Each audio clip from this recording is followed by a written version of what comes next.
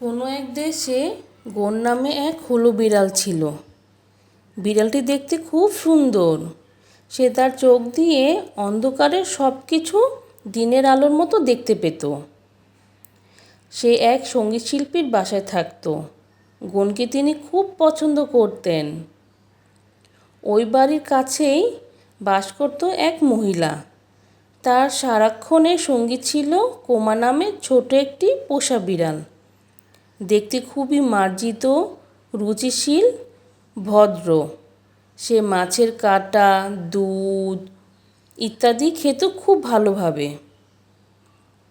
খাওয়ার পর তার গোলাপি জিভ দিয়ে তার হাত, মুখ, পা চেটে চেটে পরিষ্কার করত।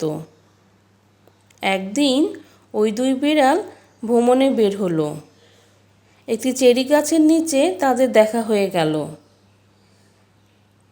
প্রথম দেখাতেই বিড়াল দুটির একে অপরকে ভালো লাগে। গোন বেশ কিছুদিন ধরে ভাবছিল তার একটা সাথী দরকার, কিন্তু আশেপাশে যেসব পুষির সাথে দেখা হলো তাদের কাউকে ভালো লাগেনি। কোমারও দেখা মাত্র গোনকে ভালো লেগে গেল। তাদের মধ্যে ভালো বন্ধুত্ব হয়ে গেল। গোন তার প্রভু সঙ্গীত শিল্পীর কাছে গিয়ে অনুরোধ জানালো তিনি যেন কোমাকে ওই মহিলার কাছ থেকে কিনে নেয়, কিন্তু তিনি রাজি হলেন না। কোমাও তার মালিককে অনুরোধ করল তিনি যেন গোনকে কিনে নেয়, তার বাড়িতে নিয়ে আসে, কিন্তু তিনিও কোমার কথায় কর্ণপাত করলেন না। অবশেষে গোন আর কোমা সিদ্ধান্ত নিল তারা বাসা থেকে পালিয়ে যাবে। কোন এক চাঁদনি রাতে তারা বাড়ি থেকে বেরিয়ে পড়ল। সারা রাত পরের দিন তারা পথে পথে ঘুরে বেড়ালো। তারপর তারা এসে পৌঁছলো একটি ভারী সুন্দর পার্কে। সেখানে চমৎকার গাছপালা, ঠান্ডা বাতাস, স্নিগ্ধ ছায়া ঘেরা পরিবেশ। গণ কোমার কাছে মনে হলো এ যেন এক স্বর্গ। কিন্তু কাছেই লুকিয়ে আছে এক বিরাট আকারের কুকুর। তার চার পা, বিশাল লেজ, ধারালো দাঁত আর থাবা দিয়ে সুযোগ খুঁজছিল তাদের উপর ঝাঁপিয়ে পড়ার জন্য। কোমা ছটপট গাছের উপর উঠে বসল, আর গোন তার দাঁত মুখ চিবিয়ে গলার মধ্যে গড়গড় আওয়াজ করে বন্ধুকে বাঁচানোর জন্য রুখে দাঁড়ালো। কুকুরটি ছিল বেশ বড় আর ভয়ঙ্কর। তার সাথে গোনা টিকে থাকাটাই মুশকিল। ভাগ্যক্রমে এক লোক এসে গড়গড় আর তর্জন গর্জন শুনে পার্কে উপস্থিত হলো। এসব কাণ্ড কারখানা দেখে সেই কুকুরকে তাড়িয়ে নিয়ে তার খাঁচায় ঢুকিয়ে দিল। তারপর গোনকে কোলে তুলে নিয়ে পার্কের মালিক রাজকুমারীর কাছে নিয়ে গেল। গোন যখন রাজকুমারীর কাছে, আর কোমা তখন গাছের মাথায় বসে আছে। কুমারী গোনকে খুব আদর যত্ন করল, কিন্তু কোমাকে ছাড়া তার কিছুই ভালো লাগলো না। কোনো উপায় না পেয়ে সে মনে মনে ভাবল একটু ধৈর্য ধরে থাকি, দেখি না কি হয়।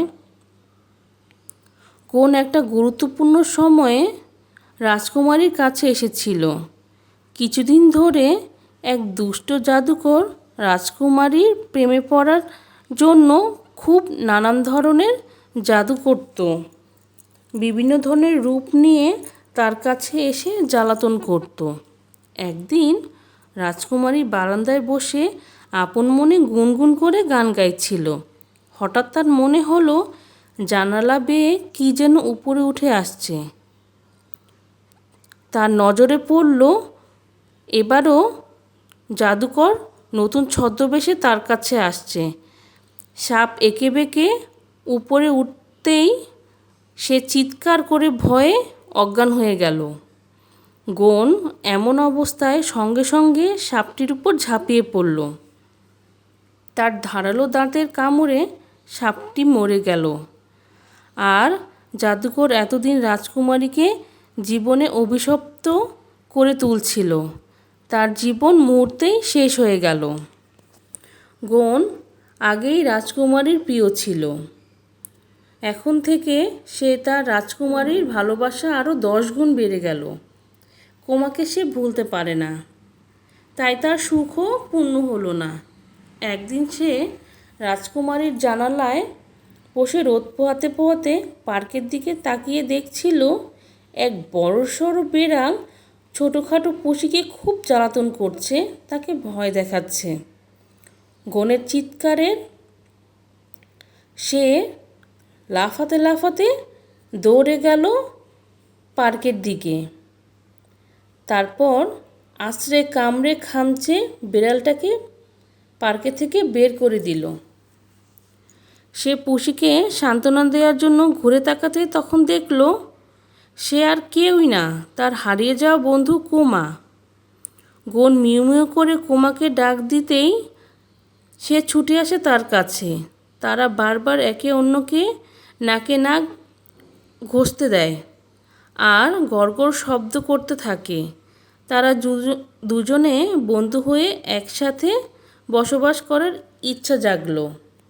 গন কোমাকে রাজকুমারীর কাছে নিয়ে গেল। রাজকুমারী খুশি হয়ে তাদেরকে বলল, তোমরা দুজন আজ থেকে রাজপ্রাসাদেই থাকবে।